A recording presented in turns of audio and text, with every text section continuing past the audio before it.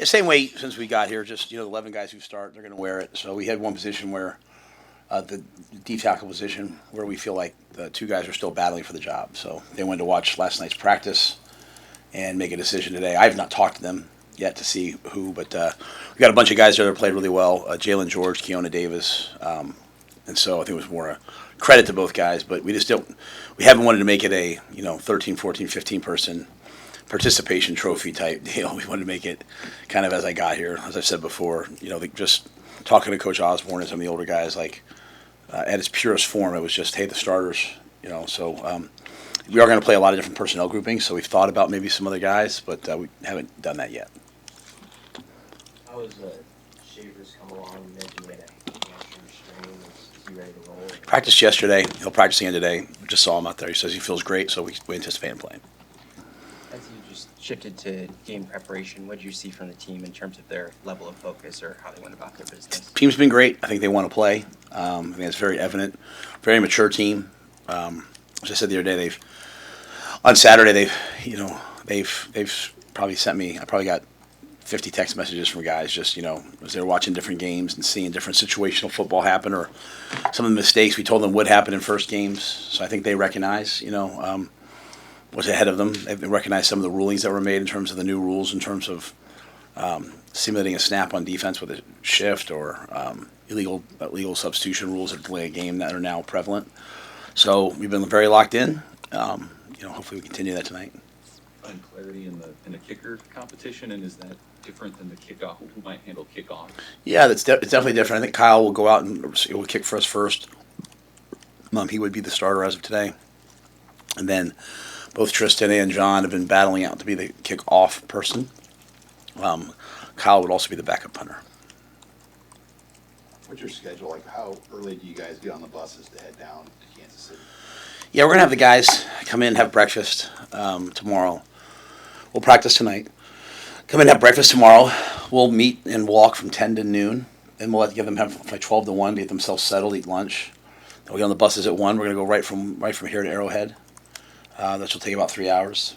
At the Arrowhead at 4:15, however that works out. We'll do a light walk through. This group of guys has really enjoyed seeing the visiting stadiums. So very light walkthrough. We try to see who can hit the goalpost with a football. The guys kind of mess around, just somewhere to get familiar with the scenario. Then we'll go to the hotel. We'll go see a team movie. I think they picked Superman, and then we'll have a snack, and then get into our game day.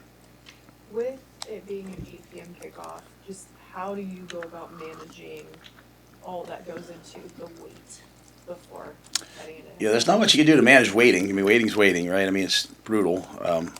It's one thing to do on a Saturday because there's at least games on.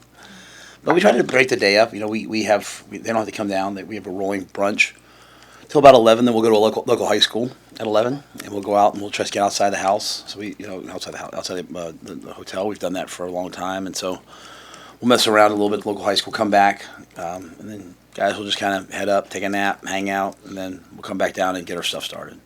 How will you specifically handle that? Because you've talked about how you get a little anxious before that game sometimes. Yeah, I think the anxiousness. It's important to say the word being anxious, not anxiety. I think anxiousness, lets you know that what you're doing is worthwhile. So yeah, we're going to play another team. It's going to be fun. I'm very much looking forward to that. I've very much made a commitment to this year to having fun in everything that I do because that's the type of team we have. So I don't plan on watching a soap opera or anything. I don't know what I'll do. It's always a good time to get caught up on there's some of the first games have come in recruiting, so we'll always watch some recruiting film when we can. But I don't have super specific plans.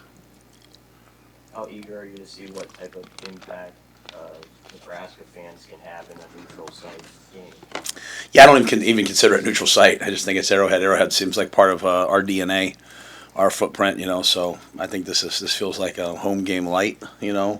I expect to have the same home game intensity. I think, if not maybe even more so, because we're more excited as a fan base to see this team for the first time. Obviously we're playing a great team like Cincinnati. When you have a chance to play another Power 4 team, that's exciting. And to play at Arrowhead for it's the first time playing at Arrowhead. Oscars, third. Probably should know that. First time for me.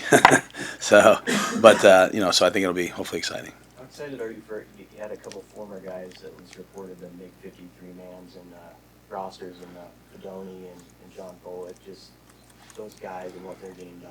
Yeah, I think you've heard me say before, Fedoni's very special to like my family, like Julie, Vivian, Leona. They're like the biggest Fedoni fans. He's got his dog Rambo. We have our dog Nala. Like it's just for some reason from day one they've just all connected, and so we have a little family group chat every time he scores. One of the kids will put him on there, and so Leona and I on Saturday we're going to play softball. I had a chance to talk to him for a long time. I think the most important thing is that they had a really deep tight end room. He had a really good camp. And so even if he didn't make that team, he was going to make a team. But, I'm really proud of him because I've seen everything that he went into him coming back. I've seen the video of that second knee injury. It's grotesque. And so all the work that he had to do to come back, all the things he had to overcome, and he took. There was always a lot of flack for him for some reason. There was always a lot of flack for him that he had to deal with. And I just love the guy. I mean, I just thought he overcame the odds. And then Johnny Bullock, I made a point to our team. I think we released a video where I said something like, I said the process is undefeated for those who won't be defeated. Really, what I said, I was talking about John Bullock, and I said, I just had the chance to FaceTime John now that he's made the team, and I got a text from his dad that he made it, and so I FaceTime John, and my point to the guys was when I got here, he was kind of forgotten about, right? Like hadn't really played. He was a backup safety. He went through the first year. I remember sitting in my office after the first year with us and being like, I'm thinking about retiring. Should I come back and play? His dad was very much like, Dad Steve's a great guy. I was like, I think he should play again, but, I love my son no matter what. And I just remember telling John, like, you've come so far. I just wouldn't want you to have regrets. And he didn't always like the way we did it. I'd yell at him at 9-on-7 to run through and hit people and was always on him. But I just knew, I think we all knew what he could be. And so, what I said to our guys is the process works for those who will work, and the process is undefeated for those who won't be defeated. And to me, that's John Bullock. He just kept pulling himself up. Nothing was handed to him. And I believe it kind of goes back to the point I sometimes try to make here that we sometimes like as we look at Nebraska football, we always seem to say like, hey, this transfer is going to be better than the guys we have. But like starting to prove like if you just do what we're asking you to do, and I know sometimes it'll get questioned by people, I get that. But for the most part, the guys who've done it, it's works out pretty well for them. Even some of the guys who left, like Jamari Butler, when I got here, he was going in the transfer portal, and he hadn't really played. And Jamari did what we asked for 2 years, and he got paid a ton of money to go to LSU. So I wish it would have been like, to the NFL. But the guys who do what we ask, they play pretty well, and they monetarily and graduate usually, and they have some success. So it was a great example for our guys. Of, hey, here's two guys that when we got here, man, things did not look very bright for them. One with the knee, one with this thing, and they've did all we asked, and look at them now. So hoping that our guys will buy into that, and hoping our team will buy into that concept about the process going into this game because we're significantly further ahead in terms of how we handle a game, I think, than we have been the last 2 years in terms of our understanding. And so excited to see them actually play it out. Matt Markway posted on social media that he had his knee procedure. Just curious if you've heard if that was successful and I guess like the next steps for him. Yeah, he went down to Dr. Cooper in Dallas. Got back yesterday. He seemed like he was in good spirits. He was crutching around. The surgery was successful. I think Dr. Cooper even commented it was like the largest hamstring graft he'd ever taken. I mean, that's how big and strong Mac is. So, like I said, Mac was in good spirits. He won't be able to go to the game. He'll have to stay here, but he'll begin his rehab process now. So we'll see what the future holds in terms of him and his decisions. But for right now, that was a positive. Well, some of the other guys who had season-ending injuries had to go. It made it possible for everyone to go if they want to go. No, like 5 or 6 of them, they didn't want to stand on their crutches for the whole time, which we advised them not to go, but we said, medically they said, I would advise you not to go. Though I said, if you want to go, we'll figure it out. And those guys, I think 4 or 5 of them said they want to stay back. But for the most part, the whole team will be there. You said about 80, or what's your number that will go down? I think 80's going down. Is it 80, Susan? 80? 80-ish. 80-ish. I don't know. There might be like a guy or two. Eckler is a little bit of a wild card. I could really use this guy. But I thought the last number I saw was 80. So I mean maybe 81, 82, but 80. So and then the rest of the guys are coming down the next day.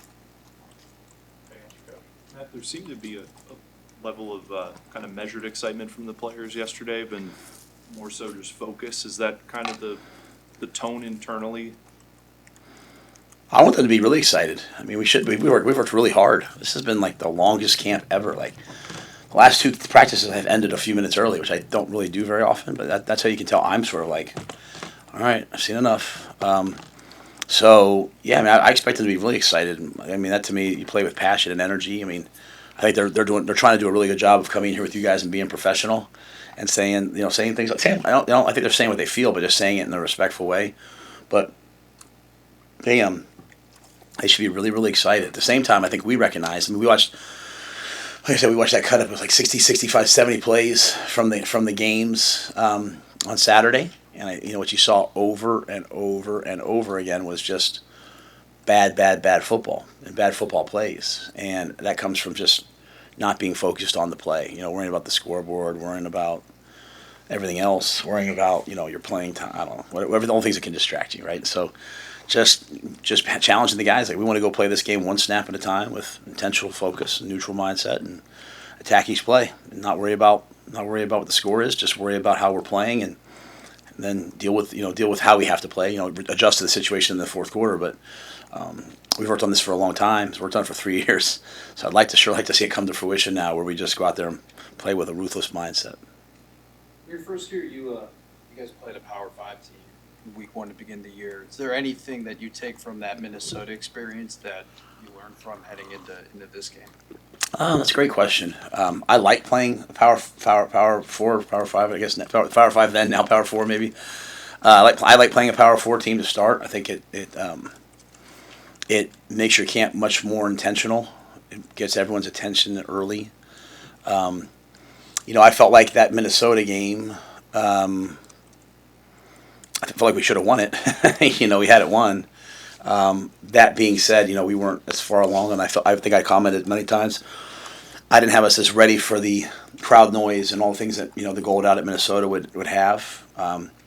I sometimes say things like that, and I could probably put a caveat there, but it sounds weak. Like we were working on a lot of other things. We weren't probably ready for all that. We were just trying to learn some basic things at the time. But I feel like I have gotten to my part. I've gotten the team ready in terms of situationally. We should be prepared for everything.